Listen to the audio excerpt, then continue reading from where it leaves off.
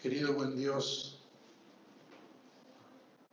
oramos constantemente durante este culto, desde que iniciamos, porque sabemos que nada podemos hacer sin ti. Y oramos constantemente, Señor, porque hemos venido a adorarte a ti, Señor. Las alabanzas son para ti, no para nosotros. Aunque nos benefician secundariamente, Señor, principalmente son para tu gloria. De la misma manera, la predicación de tu palabra, Señor. No venimos a escuchar pensamientos humanos, sino venimos a escuchar la palabra de Dios, a aprender más de ti, a conocerte más. Por eso pedimos la guía, la ayuda, el poder de tu Santo Espíritu. Dios, el Espíritu, que pueda estar obrando en nosotros, en nuestros corazones, en nuestras mentes, para que no nos distraigamos, quizás con preocupaciones de la semana, quizás pensamientos sueltos que van y vienen en nuestras mentes, sino que podamos concentrarnos en tu palabra, Señor, y ser animados. Te pedimos esto en el nombre de Jesús. Amén. Bueno, inevitablemente la Navidad es una palabra que hemos escuchado en estas últimas semanas en todos lados, ¿no? A medida que se acercan las fiestas, pensamos en la Navidad, pensamos en el significado de la Navidad.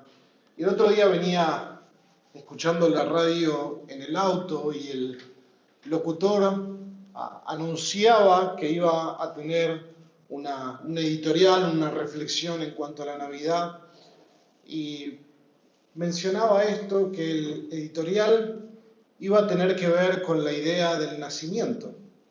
¿Qué significa el nacimiento para el ser humano? ¿Qué significa nacer? ¿Y qué significa el renacer para el ser humano? Sonaba muy bonito, pero nada que ver con lo que la Biblia enseña de la Navidad, sino que lo había llevado más a un aspecto filosófico, de pensar, bueno, que el concepto de renacer y de resiliencia y etcétera, etcétera. Pero bueno, la realidad es que la Navidad, pese a quien le pese, es un concepto cristiano. Es un concepto cristiano.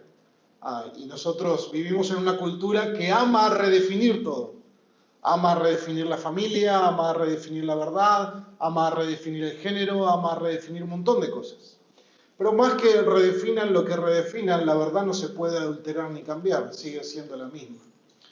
Así que lo que quiero que podamos ver en esta tarde es la gloria de la verdadera Navidad.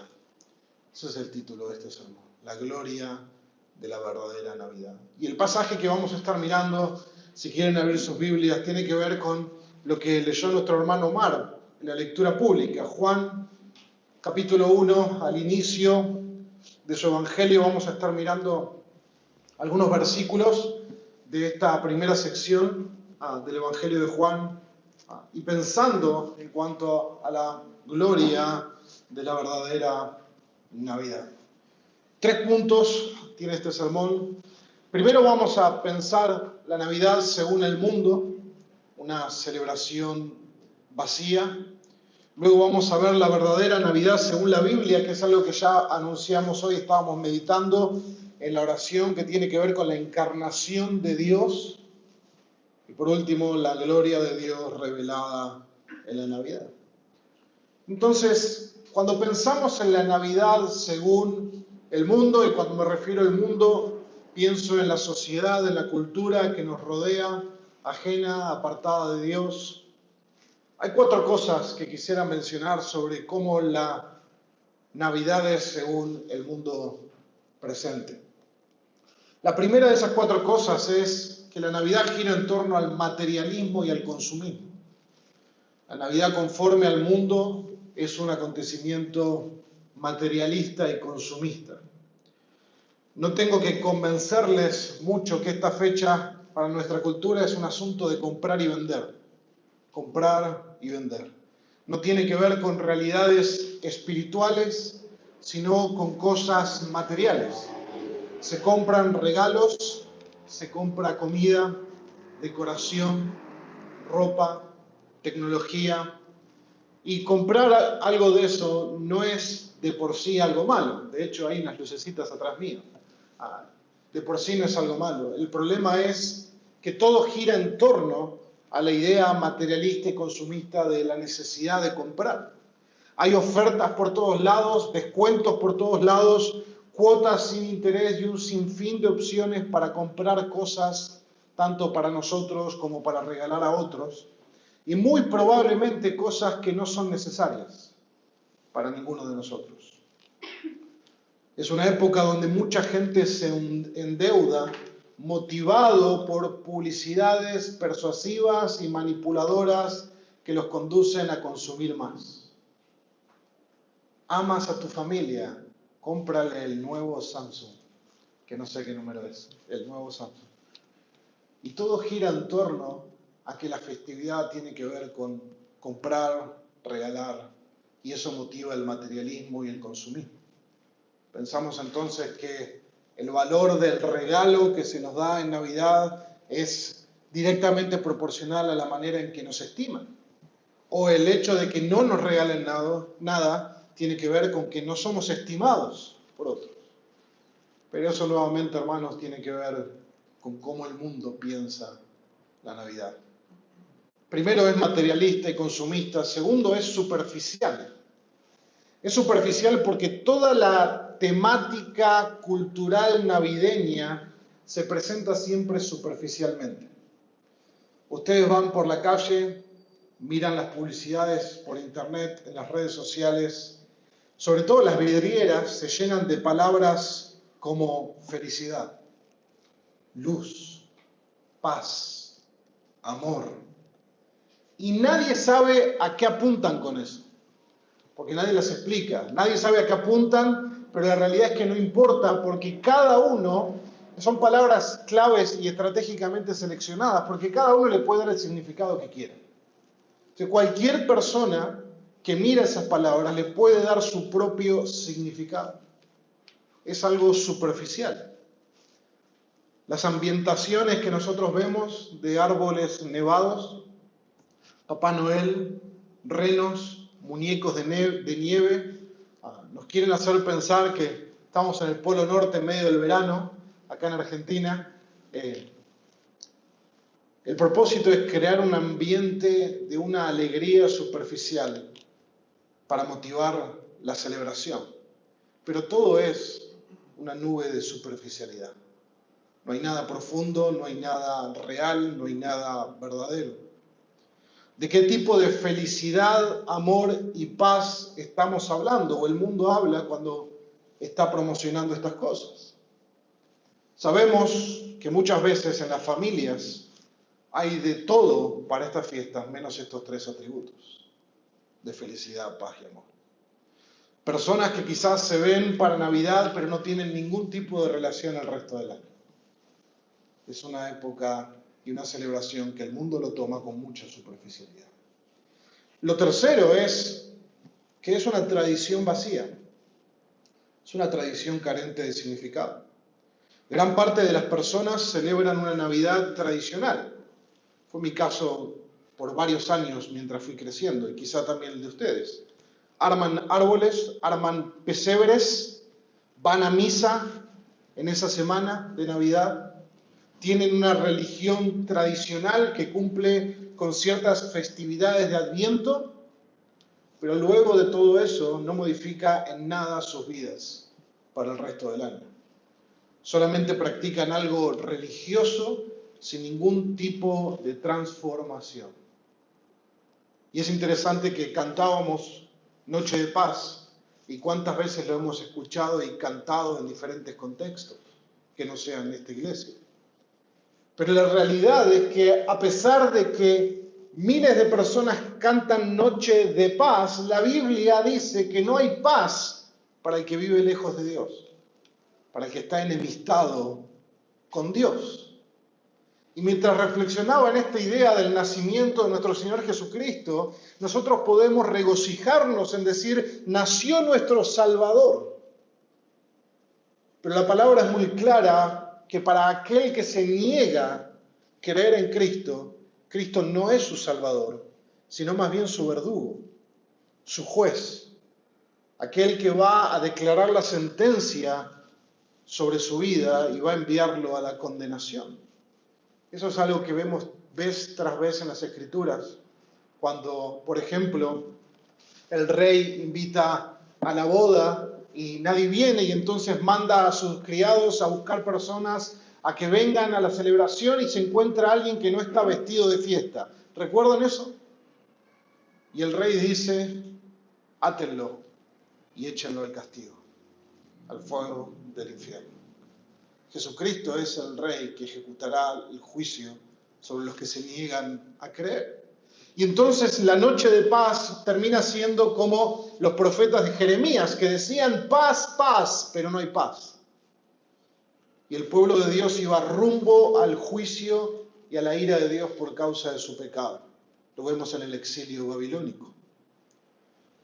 En estas fechas, tanto las iglesias católicas, pero también muchas evangélicas, se llenan de personas que no tienen en cuenta a Dios en sus vidas, pero les agrada celebrar una tradición que finalmente es vacía y carente de significado. La Navidad, según el mundo, es materialista, consumista, superficial, es en muchas ocasiones tradición vacía, y quizá de las más tristes es que es una satisfacción efímera. Todo ese gozo, felicidad, paz y amor que se anuncian por todos los medios de comunicación se evaporan junto con las burbujas de la última copa de sidra. No son duraderos en el corazón porque no tienen una fuente genuina de gozo. Con el correr de los días, hermanos, y ustedes lo han comprobado, no tengo que argumentarlo mucho, con el correr de los días todo seguirá igual. Sus vidas seguirán igual, la de las personas que celebran simplemente superficialmente. No habrá satisfacción real en sus corazones. Ningún regalo, por más grande y costoso y maravilloso que sea, ningún banquete, por más deleitoso a los sentidos que sea, nada de eso va a satisfacer sus corazones. Volverán a tener sed y volverán a tener hambre. Seguirán lejos de Dios, separados de la vida verdadera. Con nuevos celulares, puede ser, con nueva ropa, puede ser, pero no con nueva vida. Todo el gozo se esfumó y ahora nuevamente a seguir viviendo como antes. Esa es la Navidad según el mundo. Algo vacío, sin significado. Y aunque el mundo busca en lo temporal lo que no puede satisfacer, la Biblia nos lleva a nosotros a meditar en el único evento que transformó la historia y nuestras vidas. La encarnación de Dios en Jesucristo. Entonces ahí vamos a ver en nuestras Biblias, nuestro segundo punto, la verdadera Navidad según la Biblia, la encarnación de Dios. Vamos a leer los primeros 5 versículos.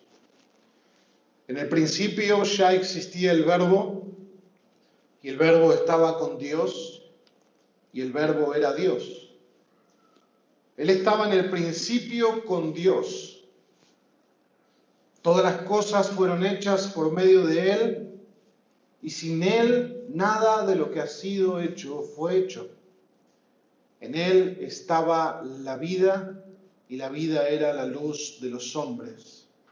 La luz brilla en las tinieblas, y las tinieblas no la comprendieron. Hermanos, la verdadera Navidad apunta a un momento en la historia de la creación donde ocurre algo único e irrepetible.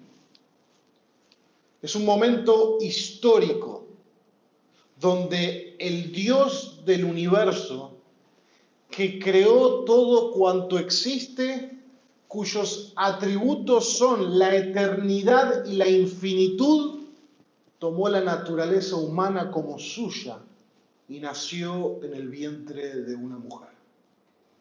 Eso es la Navidad, la encarnación de Dios.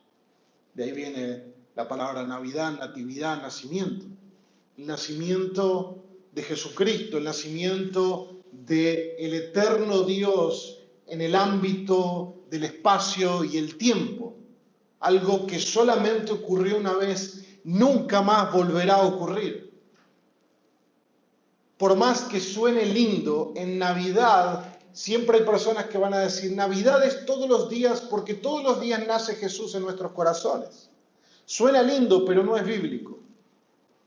La Navidad es un acontecimiento que ocurrió en el tiempo y en el espacio y no va a volver a ocurrir. Es la encarnación de Dios. Y es lo que el apóstol Juan describe, aquel que fue su discípulo, lo describe en su evangelio como el momento en que el Verbo se hizo carne. Versículo 14. El Verbo se hizo carne. Contrastando una realidad espiritual con una realidad material, donde el Dios que es espíritu eterno tiene por primera vez una naturaleza material, una naturaleza creada, una naturaleza humana. El término verbo viene del primer versículo de nuestro texto. Versículo 1, en el principio ya existía el verbo. Ese principio del que Juan está hablando, Juan está haciendo un paralelo con Génesis.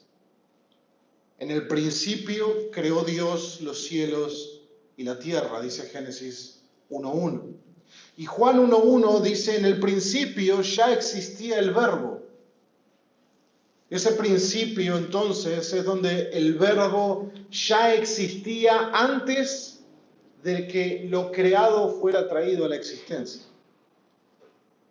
Él ya existía. Antes de que se creara lo primero que se creó, el verbo ya existía. Antes de que el primer segundo del tiempo hubiera ocurrido, Él ya existía. En el principio. Él existía antes del principio. Y eso nos apunta a la eternidad de Jesús, a la eternidad de Cristo. Jesús es la única persona que puede adjudicarse haber existido antes de su nacimiento. Porque Jesús es eterno, es el eterno Dios. Lo que Juan está haciendo en estos paralelos es mostrar a Jesús como el Dios eterno, la divinidad de Cristo. Y al Juan exaltar la divinidad del Hijo, la divinidad de Jesús, hay un mayor impacto cuando él habla de que el verbo se hizo carne. La palabra verbo en griego, probablemente muchos lo conocen, es logos. Y logos se puede traducir de dos maneras. Se puede traducir como verbo o se puede traducir como palabra. Y en las diferentes versiones que tenemos en español utilizan una o el otro término. Para los griegos, el concepto de logos dice lo siguiente: es la idea de la razón universal, el principio ordenado que le da sentido y coherencia al universo. Los filósofos como Heráclito lo usaron para referirse al principio racional que regía todas las cosas. Para el griego, el logos era aquello que le da sentido a todo, aquello que mantiene la coherencia del universo, aquello que sostiene todas las cosas. Entonces Juan está usando un término que es familiar para los griegos, pero también para los judíos. Porque el término está asociado para los judíos con la palabra. La palabra que fue el agente de la creación de Dios. La palabra que es lo que estaba en el principio. El Salmo 33, versículo 6 dice lo siguiente: por la palabra del Señor fueron hechos los cielos, y todo su ejército por el aliento de su boca. Entonces, esa palabra que estaba en el principio, ese logos, ese verbo, es lo que Juan adjudica a la persona de Cristo. El comentarista William Hendrickson, interesante, dice que, en su opinión, el mejor comentario para Juan 1.1 está en Proverbios 8. En Proverbios 8 El autor de los Proverbios personifica la sabiduría y dice esto del versículo 27 al 30. Presten atención. Cito: cuando estableció los cielos, allí estaba yo.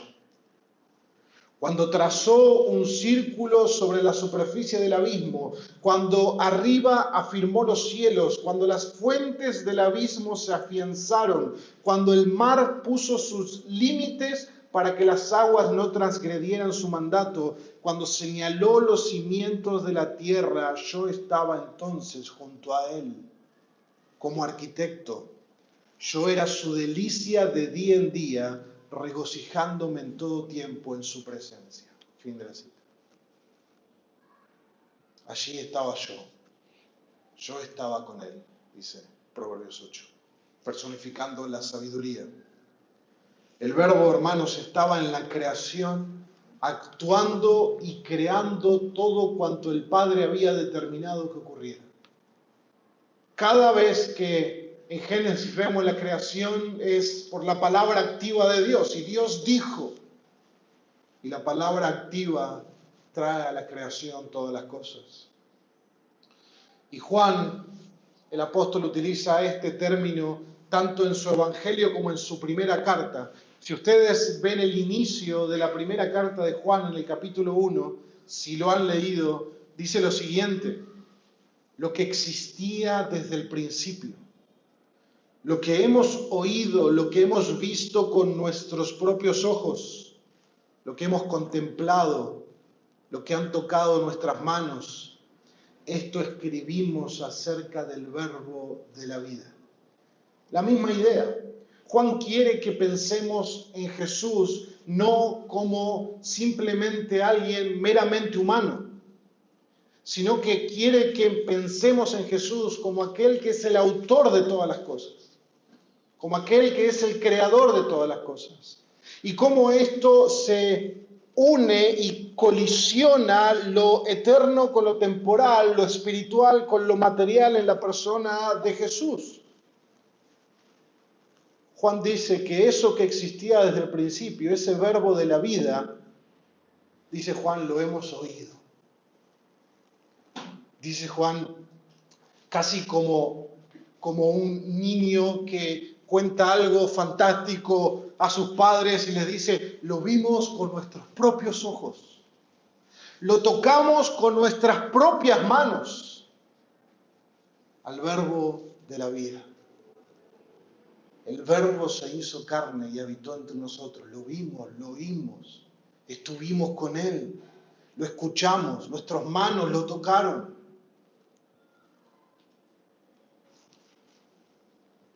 Hendrickson dice lo siguiente sobre la palabra verbo y la palabra, es decir, logos. Sirve para dos propósitos distintos.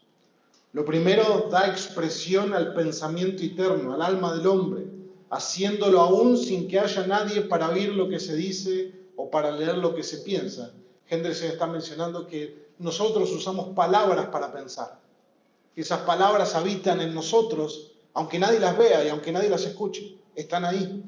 Pero también, dice Hendrickson, el segundo propósito es que revela ese pensamiento y revela el alma del hombre a otros. Cuando uno habla, revela lo que era interno y ahora lo ha sacado y ahora otros pueden saber qué hay dentro nuestro. Así como la palabra dice que por la abundancia del corazón habla la boca. De esta manera, dice Hendrickson, Cristo es el verbo de Dios en ambos sentidos. Expresa y refleja la mente de Dios, pero también revela lo que Dios es al hombre. Fin de la cita. Entonces, esta idea de que Jesucristo sea la palabra, el verbo de Dios, quiere decir que es aquello que Dios nos da para que le podamos conocer. Como un hombre que habla para que otros oigan y conozcan lo que hay en su corazón. El Padre ha enviado a su Hijo para que contemplemos su gloria. En el principio existía el Verbo y el Verbo estaba con Dios y el Verbo era Dios. No es que el Verbo solamente exprese y revele lo que Dios es. sino que ese verbo es a su vez Dios mismo. El verbo es Dios. El Dios que Moisés dice que creó los cielos y la tierra, Juan dice, ese es el verbo de Dios, es Dios. Juan tiene ese paralelo con lo creado en la mente. Por eso describe Juan en el versículo 3 del capítulo 1, todas las cosas fueron hechas por medio de Él. Y sin Él, nada de lo que ha sido hecho fue hecho. Fíjense estos dos temas. Dios creó todas las cosas. Y Juan utiliza lo mismo al inicio de su evangelio. Dios, el verbo, creó todas las cosas. El verbo de Dios es el agente por el cual Dios creó y ejecutó su creación. Es por medio de Él, su palabra activa y viva, que Él creó todo lo que existe en el universo. El sol no sería nuestro sol si el verbo no lo hubiera creado en el principio. La gente que está caminando en este momento en la calle puede ver por dónde anda por el sol que el verbo creó en el principio. El aire no nos daría vida si el verbo no lo hubiera creado en el principio.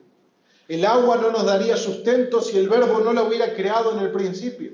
Hermanos, debemos poder unir lo que la palabra enseña con nuestra vida diaria. El hecho de que tu corazón late en este momento es porque el verbo de Dios lo sostiene. ¿Y quién creó al verbo? Bueno, nadie. Porque el verbo ya existía con Dios en la eternidad. Y no solo existía con Dios, sino que era Dios. Y lo que tenemos ahí es la Trinidad, en las palabras de Juan. Un Dios perfecto, pleno, que existe en tres personas eternamente, el Padre, el Hijo y el Espíritu. Y por supuesto Juan en su Evangelio se está enfocando principalmente en la encarnación del Hijo, porque el Espíritu no fue encarnado, al Verbo de Dios. Versículo 4 dice, en Él estaba la vida y la vida era la luz de los hombres. El Verbo es la fuente de toda vida. Cristo es la fuente de toda vida. En los evangelios Él dice que así como el Padre tiene vida en sí mismo, Él le ha dado al Hijo también tener vida en sí mismo y dar vida a todo aquel que Él quiere. Él es la vida. No solamente la vida física, sino la vida espiritual. Las personas que rechazan a Dios toda su vida, Dios le está dando vida para que lo rechacen. Porque Dios sostiene toda vida física y espiritual que existe. Fuera de Él no hay vida. Y esa vida que otorga Cristo, la vida espiritual, es una luz inextinguible en medio de un mundo de pecado. Un mundo de maldad, de muerte y de oscuridad. A eso está apuntando nuestro texto. Y Juan menciona que esta luz verdadera, que esta vida se hizo hombre, el Verbo se hizo carne y habitó entre nosotros y vimos su gloria, gloria como del unigénito del Padre lleno de gracia y de verdad. La doctrina que está en este pasaje es la doctrina de la encarnación. Juan nos lleva a contemplar el principio de todas las cosas y cómo en la creación el Verbo de Dios fue el medio por el cual todo fue creado y cómo el Verbo de Dios es la fuente de toda vida y de toda luz de los hombres. Y lo maravilloso de la Navidad es que es el momento en donde el Dios eterno, el Verbo de vida, nace como un ser humano dentro de su misma creación. Tim Keller, cuando quería explicar el misterio de la encarnación, decía, imagínense cómo un personaje de un libro como Hamlet, cómo Hamlet pudiera conocer a Shakespeare que lo escribió. Y Tim Keller decía, la única manera es que Shakespeare se escriba a sí mismo en el libro. Es una manera de ilustrar cómo es que Dios se dio a conocer en la persona de su Hijo. Él mismo entró a la historia. Él mismo entró al tiempo y al espacio. Él mismo entró en nuestra propia naturaleza. El Verbo se hizo carne Él entró a su creación, él empezó a respirar el aire que él mismo creó, él empezó a tener un cuerpo que él mismo había diseñado y ahora empezó a experimentar la vida como un hombre, verdadero Dios y verdadero hombre. Por eso, hermanos, la verdadera Navidad debe estar centrada en Jesús. Debe tener a Jesús como su centro. Porque lo que estamos recordando, lo que estamos meditando es la realidad de que el Verbo se hizo carne, que adoptó nuestra misma naturaleza. Jesús, el Hijo de María. Lucas y Mateo narran el aspecto del nacimiento de Jesús desde un punto de vista humano y milagroso. Ambos narran cómo la Virgen María, la jovencita judía, recibió el mensaje del ángel de que iba a tener un bebé y ese bebé iba a ser el Hijo de Dios. Conocemos la historia. Pero Juan no da el punto de vista humano y milagroso como lo dan los otros evangelistas, sino que Juan nos da la perspectiva teológica y espiritual de lo que está ocurriendo. Sí, es el Hijo de Dios, sí, va a tener un nacimiento milagroso, pero Juan nos muestra quién es aún más trascendentalmente el Verbo de Dios.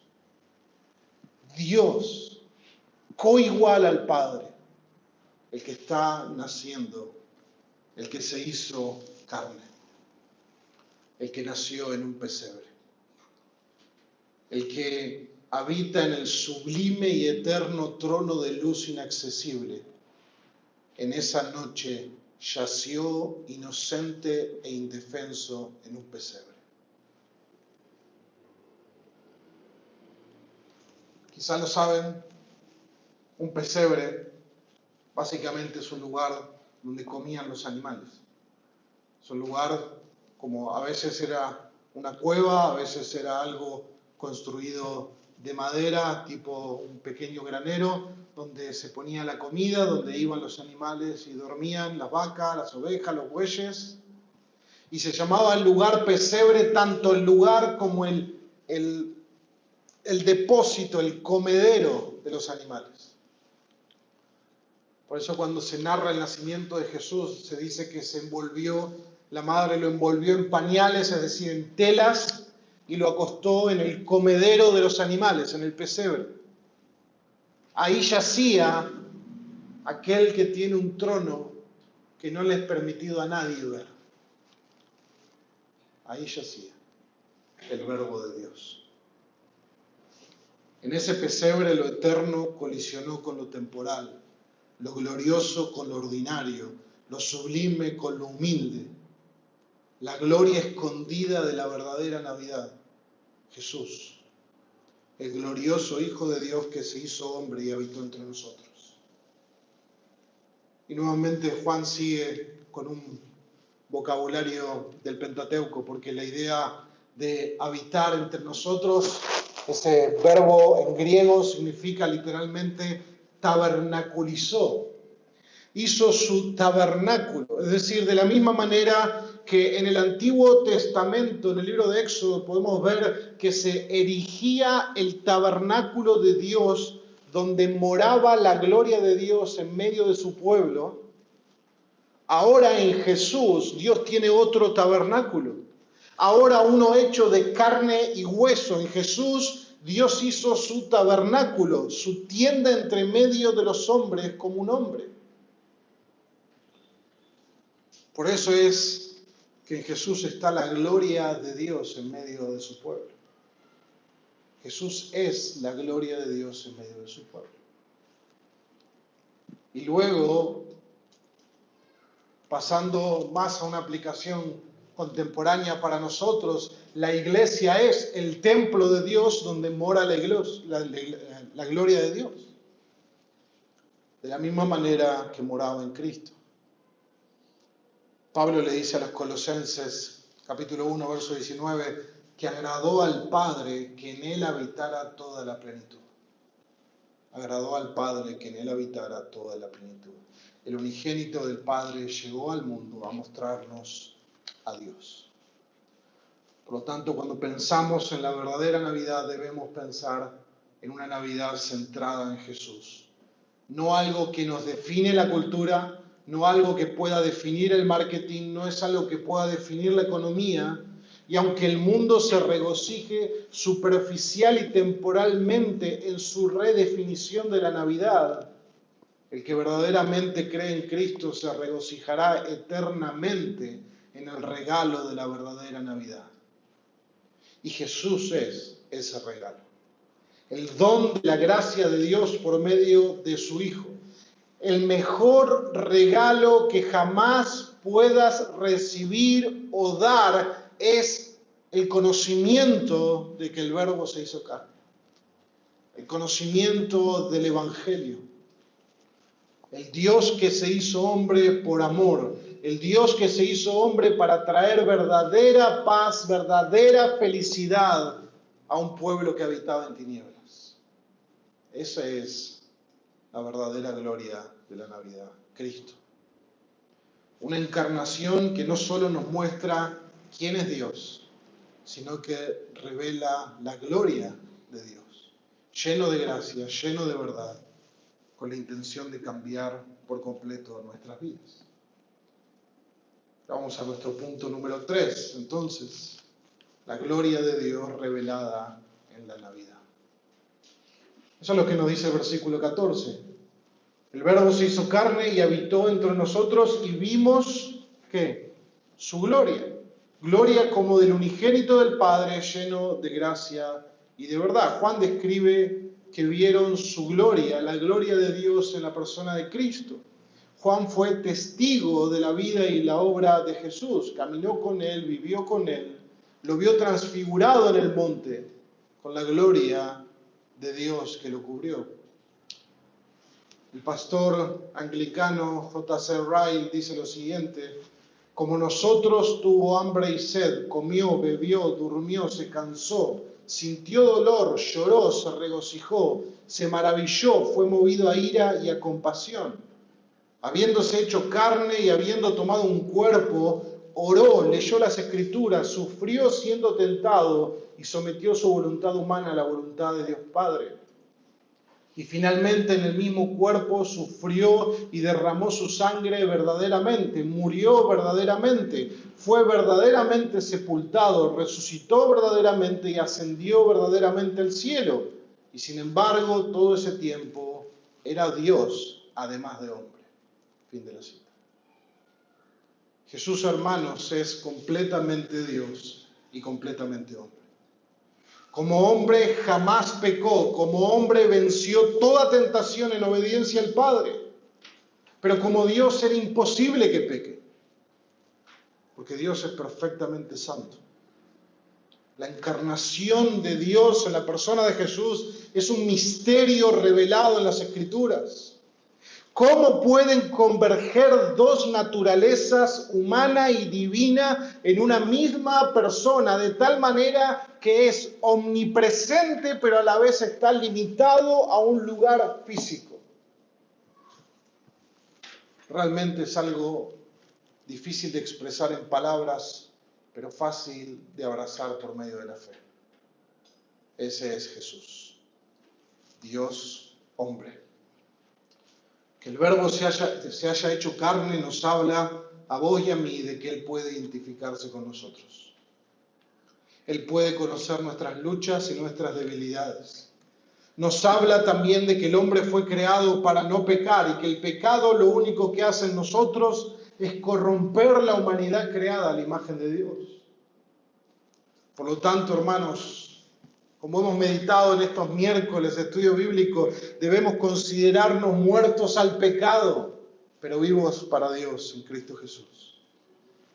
Que el Verbo se hizo carne nos muestra la humillación profunda que Dios abrazó voluntariamente para traernos salvación, para ser nuestro sustituto en la cruz y por medio de su sacrificio traer salvación de nuestro pecado. Jesús reveló la gloria de Dios, porque el autor de los Hebreos dice que Él es el resplandor de su gloria y la expresión exacta de su naturaleza, y sostiene todas las cosas por la palabra de su poder. Ese es Jesús. Nunca debemos de dejar de asombrarnos de quién es Jesús, y meditar y comprender y crecer en el conocimiento de quién es Jesús. Pablo le dice a los colosenses la gloria que se hallaba en Cristo a partir del versículo 15 del primer capítulo. Y solamente piensen esto, los colosenses sabían quién era Jesús, sí. Habían recibido el Evangelio por medio de Epafras, habían creído, estaban dando fruto, entendían la gracia de Dios. Pero aún necesitaban más y más ver cuán glorioso es Cristo. Nunca vamos a graduarnos de cristología. Siempre necesitamos ser recordados de lo maravilloso que es Jesús. Y Pablo le dice a los colosenses, Él es la imagen del Dios invisible. ¿Recuerdan los 10 mandamientos? ¿No te harás imagen? Jesús es la imagen del Dios invisible, el primogénito de toda creación. Porque en Él fueron creadas todas las cosas. Nuevamente, lo mismo que dijo Juan. En Él fueron creadas todas las cosas, en los cielos, en la tierra, visibles e invisibles, sean tronos, dominios, poderes o autoridades, todo ha sido creado por medio de Él, y Pablo añade, para Él. Ahí le da el propósito a la creación entera. ¿Cuál es el propósito de toda la creación? La gloria de Dios. Fue creado por medio de Él, pero también fue creado para su gloria, para Él. Él es antes de todas las cosas. En Él todas las cosas permanecen. Él es también la cabeza del cuerpo que es la iglesia. Él es el principio, el primogénito de entre los muertos, a fin de que Él tenga en todo la primacía. Ese término que Pablo utiliza, primogénito entre los muertos, significa que Jesucristo fue el primero que resucitó glorificado para nunca más morir. Lázaro resucitó, pero luego murió. Jesucristo es la primicia de la nueva creación. Jesucristo es el primero que resucitó para nunca más morir, mostrándonos que lo que Él nos prometió, que así como Él resucitó, nosotros resucitaremos. Pero Jesús, como mencionamos, no solo vino a mostrar la gloria de Dios, sino que vino para que nosotros podamos compartir su gloria por la eternidad. Jesús vino porque no teníamos luz, sino oscuridad. Jesús vino porque no teníamos paz, por más que cantáramos Noche de Paz, si no estábamos enemistados con Dios. Jesús vino porque no teníamos el verdadero gozo de la salvación, sino que estábamos condenados por nuestro pecado. El amor de Dios hizo que el Verbo se hiciera carne. Y cuando Pablo despliega toda la grandeza y la preeminencia de Jesús en Colosenses 1, él sigue diciendo lo siguiente, porque agradó al Padre que en él habitara toda plenitud, y por medio de él reconciliar todas las cosas consigo. Si Cristo creó todo, por medio de Él creó todo, pero algo ocurrió. El pecado entró al mundo. El pecado corrompió la creación. El pecado corrompió la humanidad y nos condenó. Pero así como todo fue creado por medio de Él, al Padre le agradó por medio de Él reconciliar todas las cosas consigo, habiendo hecho la paz por medio de la sangre de su cruz. Por medio de Él, repito, ya sean las que están en la tierra o las que están en los cielos. La paz solo viene por medio del sacrificio de Cristo. La paz solo se encuentra en la reconciliación con Dios. Por eso alguien que no está reconciliado con Dios por medio de su Hijo no va a tener jamás paz. Y Pablo le dice a los colosenses, Y aunque ustedes antes estaban alejados y eran de ánimo hostil, ocupados en malas obras, sin embargo, ahora Dios los ha reconciliado en Cristo, en su cuerpo de carne, mediante su muerte, a fin de presentarlos santos, sin mancha, irreprensibles delante de Él. ¿Quién nos reconcilió consigo mismo? Dios. No fuimos nosotros. Dios nos reconcilió consigo mismo en Cristo, por medio de su cuerpo de carne. Es decir, verdaderamente murió en la cruz. El Verbo se hizo carne y verdaderamente murió en la cruz. Y murió en la cruz para reconciliarnos con Dios Padre por medio de su sacrificio. ¿Para qué? Para presentarnos ante Él santos, sin mancha e irreprensibles. Y para hacer eso tuvo que vivir como hombre una vida perfecta, santa e irreprensible. Hermanos, el Verbo se hizo carne para que pudiera vivir como hombre de una manera perfecta ante la ley de Dios y no pecar jamás. El Verbo se hizo carne para que pudiera sufrir como hombre la ira de Dios que nosotros merecemos por nuestro pecado en la cruz. El Verbo se hizo carne porque era necesario que sea Dios mismo quien sufra la ira de Dios en su cuerpo de carne. Jamás ningún hombre podría llevar sobre sí mismo el castigo de todo el pueblo de Dios redimido. Y Juan, no en el capítulo 1, pero ahora en el capítulo 3, nos dice por qué Dios hizo eso. Porque de tal manera amó Dios al mundo, que dio a su Hijo unigénito, para que todo aquel que cree en Él no se pierda, sino que tenga vida eterna. Porque Dios no envió a su Hijo al mundo para juzgar al mundo, sino para que el mundo sea salvo por Él. Es decir, la Navidad tiene que ver con la salvación. La Navidad tiene que ver con que Dios envió a su Hijo al mundo, pero no para que cantemos canciones y compremos regalos, sino para que recibamos el regalo de Cristo, de la salvación por medio de la fe. Dios no envió a su Hijo al mundo para juzgar al mundo, sino para que el mundo sea salvo por Él. El que cree en Él no es condenado, pero el que no cree ya ha sido condenado, porque no ha creído en el nombre del unigénito Hijo de Dios. Navidad no es sobre lo que hacemos por Dios. Navidad es lo que Él hizo por nosotros. Navidad es el Evangelio. Navidad es el Hijo de Dios viniendo al mundo a morir por nuestros pecados. Navidad es que se humilló y se despojó a sí mismo, haciéndose obediente hasta la muerte, muerte de cruz. Y sin embargo, en Juan capítulo 1, versos 9 al 13, vemos que no todos recibieron a Cristo como en lo que en verdad es. No todos vieron en Cristo la luz de la vida. Juan 3:19 dice, la luz vino al mundo y los hombres amaron más las tinieblas que la luz, pues sus acciones eran malas. Dios envió a su Hijo a salvar al mundo, pero como los hombres por naturaleza aman más las tinieblas que la luz, rechazaron a su Hijo. Versículo 9 del capítulo 1. Existía la luz verdadera, que al venir al mundo alumbra a todo hombre. En Él estaba en el mundo y el mundo fue hecho por medio de Él y el mundo no lo conoció. A lo suyo vino y los suyos no lo recibieron.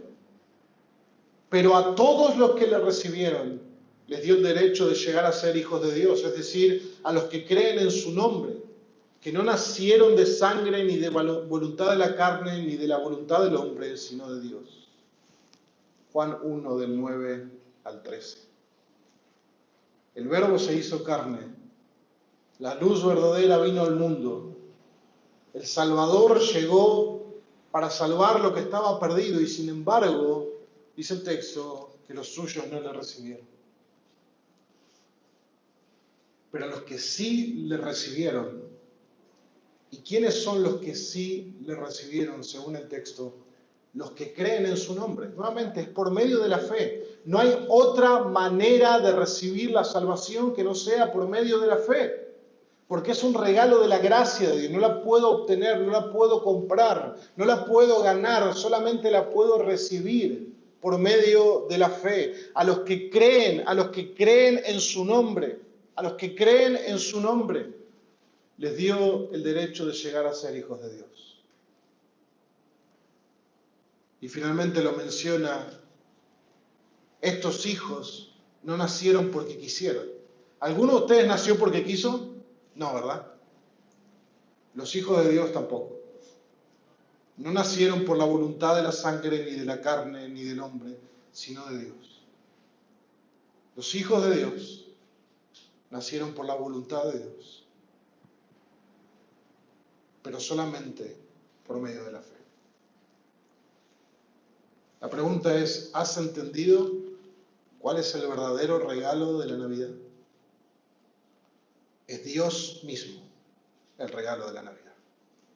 Es la posibilidad que por medio del sacrificio de su Hijo podamos tener comunión con Dios por toda la eternidad. ¿Cómo recibimos a Jesús? ¿Cómo recibimos la luz verdadera? Como el texto nos dice, ¿cómo recibimos el regalo de la salvación y la paz con Dios? Por medio de la fe. Creyendo en Cristo para nuestra salvación, arrepintiéndonos de nuestros pecados, viniendo a Él para salvación. Así recibimos el regalo de la Navidad. Y hermano y hermana que ya has recibido la luz de la vida, regocíjate en Cristo. Alégrate en Cristo. Redirecciona tus ojos. Vuelve a poner tus ojos en las cosas de arriba y no las de la tierra. Vuelve a poner tu mirada en lo eterno. Vuelve a poner tu mirada a donde Cristo está hoy, a la diestra del Padre, porque de ahí es que Él volverá. El mismo Juan es el que utiliza el término verbo para hablar de Cristo, tanto en su Evangelio, en su carta, pero también en Apocalipsis. Y Apocalipsis 19, versículo 11, Juan describe una visión, de tantas visiones que él tiene, una visión de la segunda venida de Cristo. Y Juan ve esto, dice, vi el cielo abierto y apareció un caballo blanco, y el que montaba se llamaba Fiel y Verdadero, y con justicia juzga y hace la guerra. Sus ojos son una llama de fuego, y sobre su cabeza hay muchas diademas. Tiene un nombre escrito que nadie conoce sino él, y está vestido de un manto empapado en sangre, y su nombre es el Verbo de Dios. Hermanos, el Verbo se hizo carne.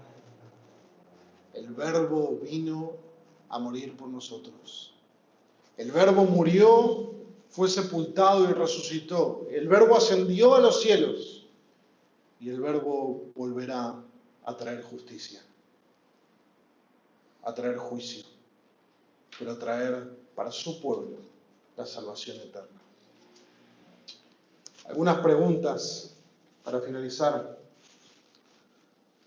¿Cómo el entender lo que Dios hizo para salvarnos tiene que modificar la manera en que vivimos para Él?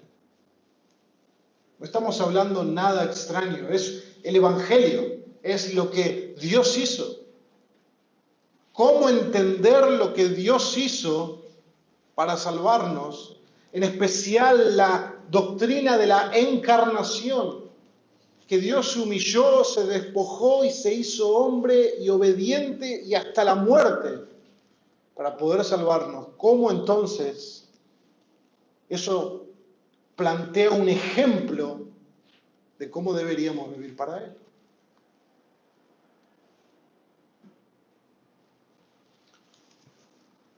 ¿Cómo celebrarás esta Navidad de tal manera que traiga gloria a Dios recordando lo que Cristo hizo por nosotros?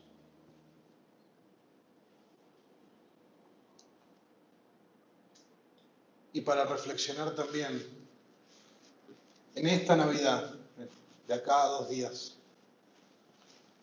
¿dónde estará fundamentada tu alegría? ¿En lo que puedas comprar? ¿En el consumismo? ¿En las tradiciones vacías? ¿O en lo que Cristo hizo por nosotros? En el verdadero significado de la Navidad.